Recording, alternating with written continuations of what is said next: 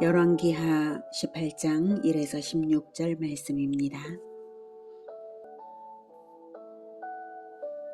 18장 이스라엘의 왕 엘라의 아들 호세아 제3년에 유다 왕 아하스의 아들 히스기야가 왕이 되니 그가 왕이 될 때에 나이가 25세라 예루살렘에서 29년간 다스리니라. 그의 어머니의 이름은 아비요 스가리야의 딸이더라.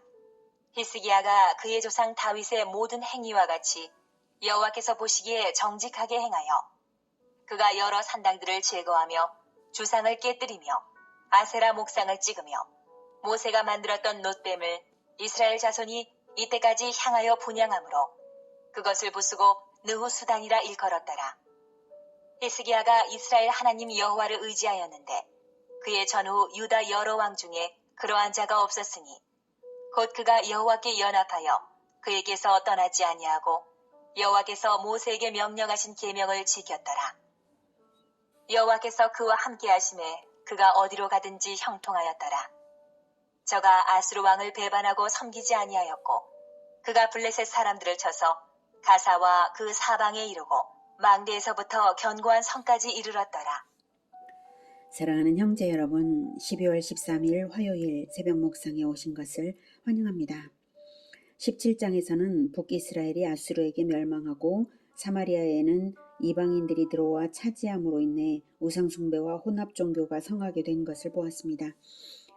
북이스라엘의 완전한 멸망에 따라 이제 18장부터는 남유다 왕국의 역사만을 알려주게 되겠는데요.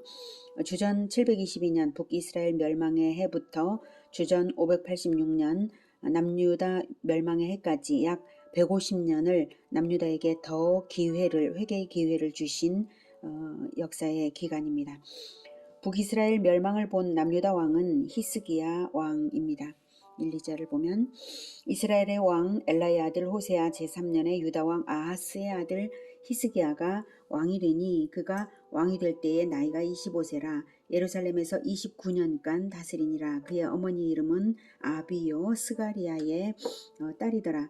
히스기야가 그의 조상 다윗의 모든 행위와 같이 여호와께서 보시기에 정직하게 행하여 북이스라엘 호세아 때에 왕이 되어서 북이스라엘이 멸망하는 것을 보아서인지 어쩌면 어머니의 영향 때문인지 히스기야는 종교개혁의 삶을 살았습니다.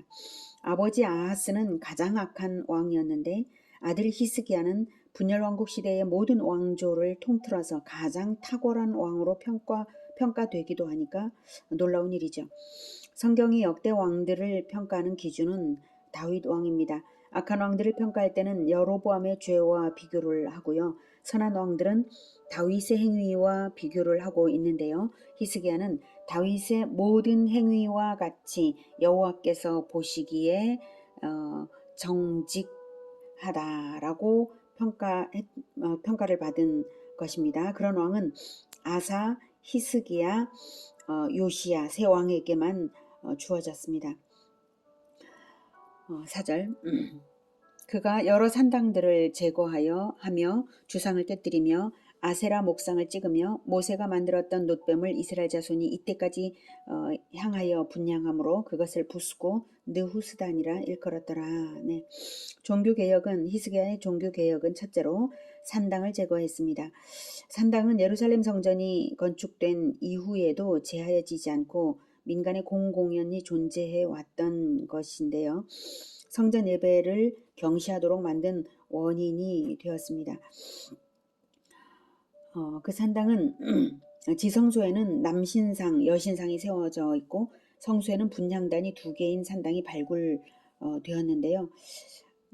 성경이 왜 자꾸 산당을 제하였는지에 관심을 지속적으로 나타내었는지 알 수가 있는 것입니다. 사진으로 보도록 하겠습니다. 이것이 발굴된 산당이고요.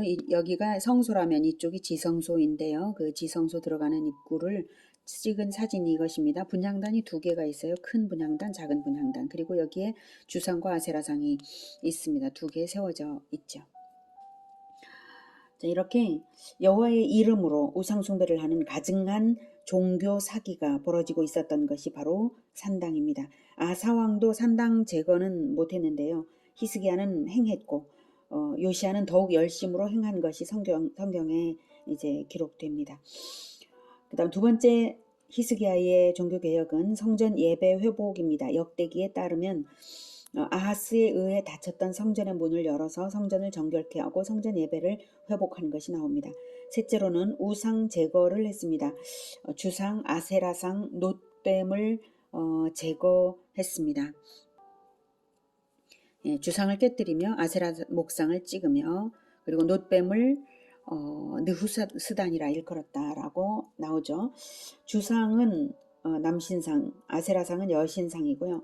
놋뱀은 과거 모세 시대에 하나님의 진노를 받아 죽어가던 자들에게 구원을 주시기 위해서 쳐다보기만 해도 말씀을 믿고 쳐다보기만 해도 생명을 얻도록 세워진 것이 바로 놋뱀이었는데요.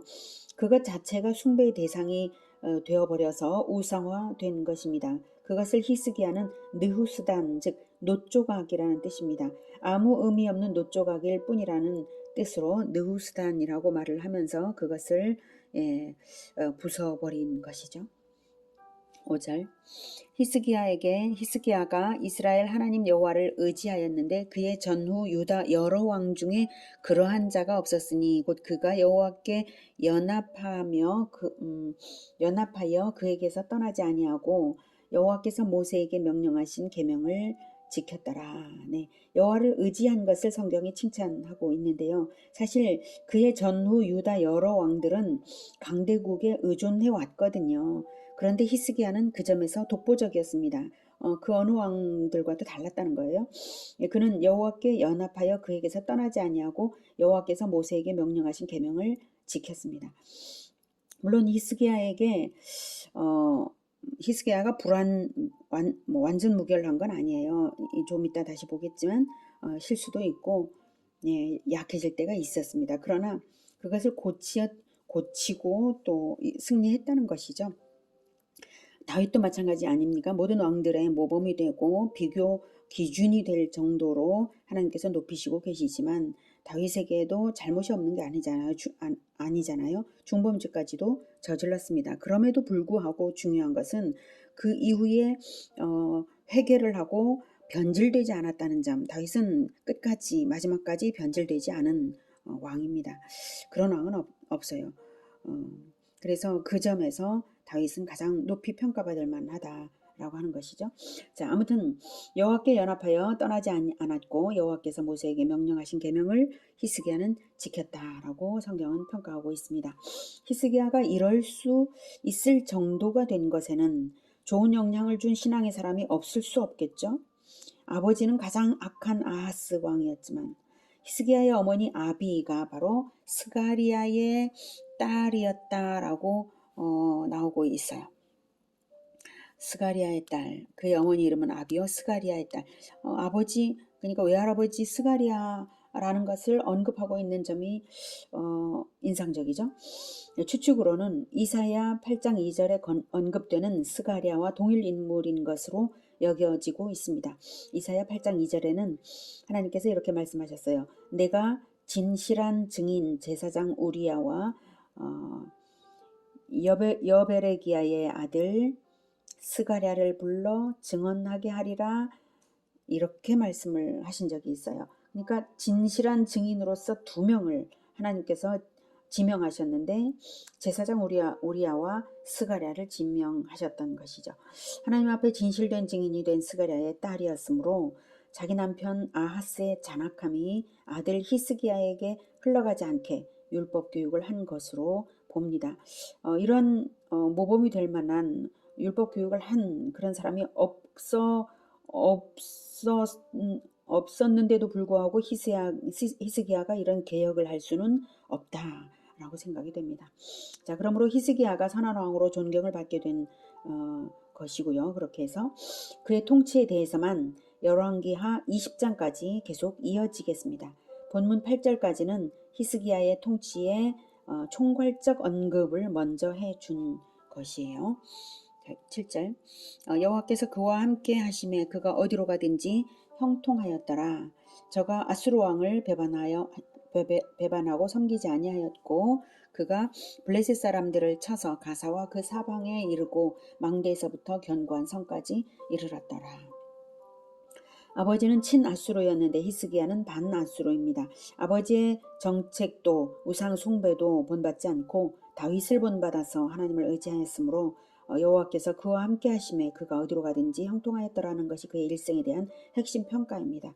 우리도 이래야 합니다. 우리가 우리 아버지를 본받고 우리의 선배나 우리의 선조들을 본받을 것이 아니라 오직 우리 주 예수 그리스도를 본받아야 하는 것입니다. 히스기야처럼 본받을 사람을 본받아야 한다라고 하는 것이죠. 강국을 의지하는 것보다 하나님을 의지하며 과감한 개혁을 하는 것이 또한 훨씬 더 나라를 부강하게 하는 것임을 이 본문은 보여주고 있습니다. 다윗도 이제 그렇게 말했죠. 여호와의 구원하심이 칼과 창에 있지 아니함을 이 무리에게 알게 하리라. 전쟁은 여호와께 속한 것인즉 그가 너희를 우리 손에 넘기시리라 라고 그 소년 시절에 군대를 향하여 그렇게 외쳤는데요. 바로 우리가 칼과 창을 의지할 것이 아니라 현대 문명을 의지할 것이 아니라 그 어떤 사람을 강한 자를 의지할 것이 아니라 하나님을 의지하여서 전쟁의 주인이신 하나님께 의지하여야 한다는 것입니다. 다윗이 그렇게 말한 것처럼 히스기야가 이제 그랬습니다. 총괄적인 평가입니다. 자, 사실 당시 아수르는 거대 강국이 되었고 바로 옆에 있던 북이스라엘의 멸망을 목격한 히스기야로서는 아수르를 의지하지도 않고 그 어느 나라도 의지하지 않고 심지어 반아수르 노선을 걷는다는 것은 보통의 결단으로 되는 일은 아닙니다. 위기가 없을 수는 없죠. 한 번은 실패를 했어요. 자, 그것을 암시하듯 9에서 12절은 북이스라엘이 아수르에게 멸망당한 것을 상기시켜 줍니다. 9절부터. 히스기야 왕 제4년 곧 이스라엘의 왕 엘라의 아들 호세아 제7년에 아수르의 왕 살마네셀이 사마리아로 올라와서 애워쌌더라. 3년 후에 그 성읍이 함락되니 곧 히스기야 왕의 제6년이요 이스라엘 왕 호세아의 제9년에 사마리아가 함락되매 아수르 왕이 이스라엘을 사로잡아 아수르에 이르러 고산 강가에 있는 할라와 하볼과 메대 사람의 여러 성읍에 두었으니 이는 그들이 하나님 여호와의 말씀을 듣지 아니하고 그의 언약과 여호와의 종 모세가 명령한 모든 것을 따르지 아니하였음이더라. 네, 북이스라엘에 대한 이미 지난 것을 다시 언급해주고 있는데요. 성경이 이것을 상기시키는 핵심이 무엇입니까? 그것은 아수르가 두렵다는 것이 아니라 북이스라엘 멸망의 원인은 12절에 말하는 것처럼 그들이 하나님 여호와의 말씀을 듣지 아니하고 그의 언약과 여호와의 종 모세가 명령한 모든 것을 따르지 아니하였기 때문이라는 그것을 강조하기 위한 것입니다. 북이스라엘의 경우 아수르의 침공은 하나님의 심판이었습니다. 그러나 남유다의 경우는 아직 심판의 때가 아니라는 것입니다. 이제 막 히스기야의 개혁이 이루어져서 남유다가 새로워지고 있는데 최종 심판을 받는 때가 되어서는 안 되겠죠. 아니나 다를까 아수르는 남유다를 침공했어요. 하지만 이 경우 아수르는 심판의 도구가 아니라 연단의 도구인 것이고 남유다가 하나님을 의지하여 바르게 하기만 하면 심판당하는 것은 오히려 아수르가 당할 것입니다. 13절부터. 히스기야 왕 제14년에 아수르의 왕 사네립이 올라와서 유다 모든 견고한 성읍들을 쳐서 점령하매 유다의 왕 히스기야가 라기스로 사람을 보내어 아수르 왕에게 이르되 내가 범죄하였나이다. 나를 떠나 돌아가소서. 왕이 내게 지우시는 것을 내가 당하리이다. 하였더니 아수르 왕이 곧 은 300달란트와 금 30달란트를 정하여 유다 왕 히스기야에게 내게 한지라.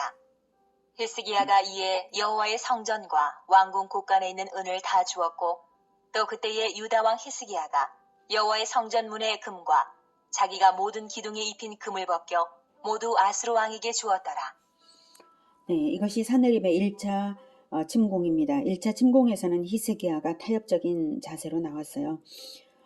그러나 2차 침공 때에는 신앙으로 승리하는 것이 19장까지 소개됩니다.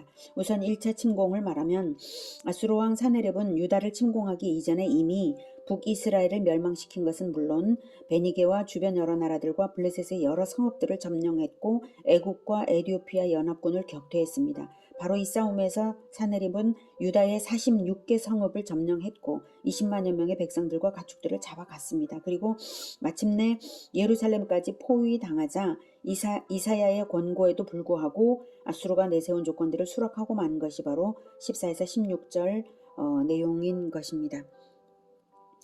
이사야서에 따르면 이때 이사야 선지자는 히스기야에게 끝까지 항거하라고 지시하였고 하나님을 신뢰하기만 하면 반드시 승리할 것이라는 분명한 예언을 전했습니다. 이사야 10장 24에서 27절 제가 읽을게요. 그러므로 주 만군의 여호와께서 이르시되 시온에 거주하는 내 백성들아 아수르가 애굽이 한 것처럼 막대기로 너를 때리며 몽둥이를 들어 너를 칠지라도 그를 두려워하지 말라. 내가 오래지 아니하여 너에게는 분을 그치고 그들은 내 진노로 멸하리라 하시도다. 만군의 여호와께서 채찍을 들어 그를 치시되 오랫바위에서 미디안을 쳐 죽이신 것 같이 하실 것이며 막대기를 드시되 바다를 향하여 애굽에서 하신 것 같이 하실 것이라. 그날에 그의 무거운 짐이 내 어깨에서 떠나고 그의 멍에가 내 목에서 벗어지되 기름진 까닭에 멍에가 부러지리라. 이렇게 예언을 했어요. 그럼에도 불구하고 히스기야는 믿음이 약해져서 비굴한 항복을 하고만 것입니다. 히스기야가 사네립에게 드린 금 30달란트는 1028.16kg 이고요. 은 300달란트는 1281.6kg이나 되는 것이어서 성전 기둥의 금까지 다 벗겨서 보낸 것입니다. 이제 17절부터 19장까지는 2차 침공입니다. 내일 17절부터 보도록 하겠습니다. 오늘은 성군 히스기야의 개혁과 시험 당함을 보았습니다. 산당을 제거하기까지 한 그의 개혁은 유례가 없는 위대한 것이었으나 위기 앞에서 믿음이 약하여 무너지는 모습도 보였습니다. 히스기야처럼 우리도 그 누구도 가르쳐주지 않은 개혁을 오직 말씀이 가르치시는 대로만 가야 할 때입니다. 우리의 선배들의 모범이 완전한 것이 없기 때문에 오직 말씀이 가르치는 대로 주 예수님과 연합하는 것만이 온전한 개혁의 길입니다. 우리에게 이전 그 어느 위기와도 다른 새로운 위기가 온다 할지라도 네, 그렇게 올 것입니다. 왜냐하면 우리의 선배와 선조들이 악을 쌓아왔기 때문에 심판이 미루어지다가 이제는 심판의 때가 임박했고 또는 점차적으로 점진적인 심판이 되고 있는 때 아닙니까? 우리가 그것을 이미 보고 있습니다. 그래서 과거의 그 어느 위기와도 다른 새로운 위기들이 앞으로 닥칠 수 있는 그러한 때를 우리는 살아가고 있습니다. 그러나 우리에게는 하늘과 땅의 모든 권세로서 우리와 동행하시는 우리 주 예수님이 계십니다. 주 예수님만 의지하고 믿음을 지켜야 하겠습니다. 우리가 예수님과 동행만 하고 있다면 결코 패배하지 않습니다. 아무것도 두려워하지 않고 개혁의 길로 들어가는 우리 모두가 되기를 기원합니다. 기도하겠습니다. 하나님, 유다가